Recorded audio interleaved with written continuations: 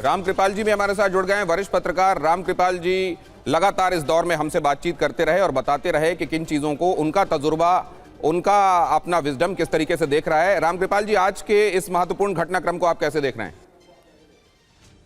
मैं इस घटनाक्रम को यही कहूंगा कि एक लोकतंत्र की जीत है। और वर्तमान सरकार, जो लोग कह रहे थे कि देश में लोकतंत्र नहीं है, एक बार फिर इस सरकार ने साबित किया है कि हम उचित मांगों के लिए, और जहां तक युवा बिरादरी का सवाल है, छात्रों के भविष्य का सवाल है, उसके लिए अगर हमारे तरफ से कहीं कोई चूक हुई है तो हम उसके जिम्मेदारी लेते भी हैं। और मैं समझता हूं कि मैं किसी भी चीज को आज के संदर्भ में सिर्फ नहीं देखता हूं, इसको बृहत्तर संदर्भ में। मैंने उस दिन आपके साथ भी ये बात कही थी कि यहाँ पर एक कोशिश हो रही है कि विक्टिम कार्ड खेलने की, कि सहानुभूति जनता की किसको मिलेगी। अभी जो कुछ भी सरकार ने किया है, मैं समझता हूं कि सरकार ने साबित कर दिया है एक बात की, भारत में लोकतंत्र है और लोकतांत्रिक ताकतों कर के सम्मान की रक्षा करना, जो उस लिखा हुआ है संविधान में कि rule of majority and respect for the opposition, minority जिसको मतलब अपोजिशन का सवाल है, तो ये भी है उसमें। अगर जेनविन छात्र, एक बात तो थी कि जो भी हुआ वो गलत हुआ था, और सरकार भी नहीं चाहती, कोई सरकार नहीं चाहेगी कि उसके शासन में कोई पेपर लीक हो और ऐसा कोई मुद्दा मिले जिसको जो उसको परेशानी में डाले। तो मोदी जी ने जो रात को ट्वीट किया उस पर तो बहुत साफ बात है कि जो सोनम वांगचुक की धर्मपत्नी जी भी कह रही थी, तो ये तो फुल प्रूफ बेसिकली होना ही यही चाहिए था। मुख्य मांग ये होनी चाहिए किसी व्यक्ति को लेकर के नहीं, लेकिन चलिए इससे अगर ईगो सेटिस्फाइड होता है तो हो जाए। मैंने रामकृपाल जी, आप कह रहे हैं कि समस्या को हल करने की ज्यादा जरूरत थी, जो सरकार कह भी रही थी, बजाय एक व्यक्ति विशेष के इस्तीफे पर केंद्रित रहने के। लेकिन वो सांकेतिक था, शायद उनको लग रहा था ये बड़ा संकेत होगा, इसे देना जरूरी है, इसलिए शायद कांग्रेस जनता पार्टी का कहना था कि वो इस मांग को रख रहे हैं। मेरा आपसे इससे आगे का सवाल है, क्या इसकी वजह से जिस तरह का धरना प्रदर्शन हमने दिल्ली में देखा, और दिल्ली ही नहीं देश के कुछ और हिस्सों में भी हमने देखा कि जो युवा हैं वो सड़कों पर उतरे और प्रदर्शन किया, क्या इसकी वजह से, और ये कहा गया कि कुछ देर कर दी गई बातचीत शुरू करने में, कुछ समय पहले की जाती तो शायद इतना ज्यादा व्यापक या इतना ज्यादा बड़ा ये आंदोलन नहीं खड़ा होता और वहीं पर उसे समस्या को एड्रेस कर लिया जाता। अब आपको क्या लगता है, क्या ये इतना बड़ा हो गया है मुद्दा कि ये आगे चलकर नुकसान पहुंचा सकता है, या अभी भी ये ऐसा है जिसे सरकार क्योंकि अब एक्शन ले रही है तो इसे कंटेन कर लेगी? देखिए, अब करीब करीब जितनी भी मांगे थी सब मान ली गई हैं। ये भी कह दिया फास्ट ट्रैक कोर्ट बन रही है, 3 महीने में अपराधी को पकड़ा जाएगा, यानी एक तरह से जो प्रिवेंटिव काम करने थे वो कर लिए। दूसरा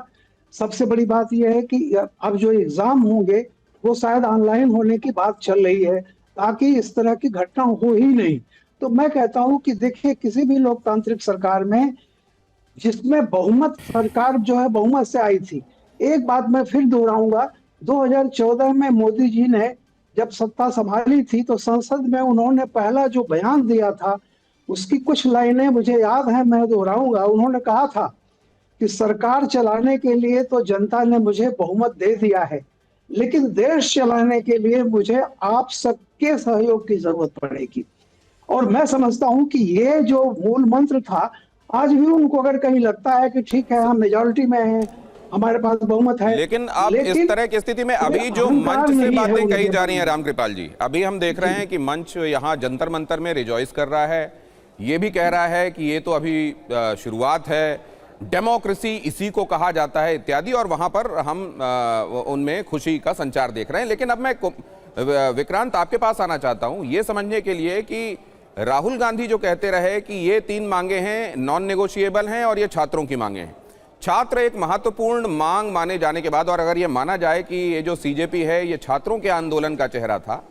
तो इन्होंने इस एक बड़ी मांग के माने जाने पर अपनी खुशी का इजहार किया है। बाकी मांगे मान ली जाएंगी ये उम्मीद जता रहे हैं, लेकिन जो 2 मांगे हैं वो वहां प्रकारांतर से हैं जो राहुल गांधी ने कही है। एक तो वो पुलिस वालों पर कार्रवाई की बात कर रहे हैं, और दूसरा वो माफी तक की बात कर रहे हैं सरकार की तरफ से।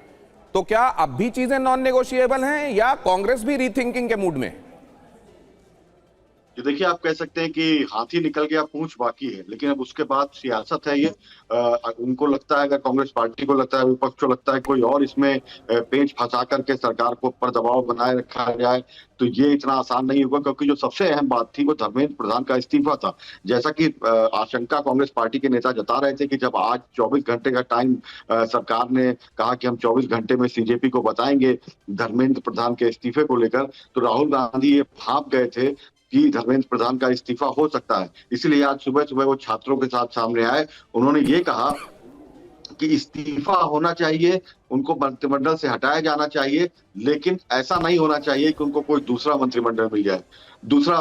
विभाग मिल जाए मंत्रिमंडल में। और दूसरी अहम बात जो राहुल गांधी कर रहे हैं वो ये कह रहे हैं कि जिन लोगों ने आदेश दिया लाठीचार्ज का या पैलेट गन चलाने का, और जिन लोगों ने इसको इम्प्लीमेंट किया, दोनों पर एक्शन होना चाहिए। तो उनका इशारा कहीं ना कहीं गृह मंत्री अमित शाह की तरफ है। और तीसरी बात वो करते हैं कि प्रधानमंत्री नरेंद्र मोदी छात्रों से माफी मांगे, जो सारी खामियां गलतियां सामने आई हैं। तो ये चीजें इतनी आसानी से होने वाली नहीं, लेकिन अगर छात्र मान जाते हैं, छात्र शांत होने लग जाते हैं, छात्रों को सरकार समझा ले जाती है, तो फिर राहुल गांधी को एक तरीके से अपने कदम थोड़ा सा पीछे जरूर खींचने होंगे, क्योंकि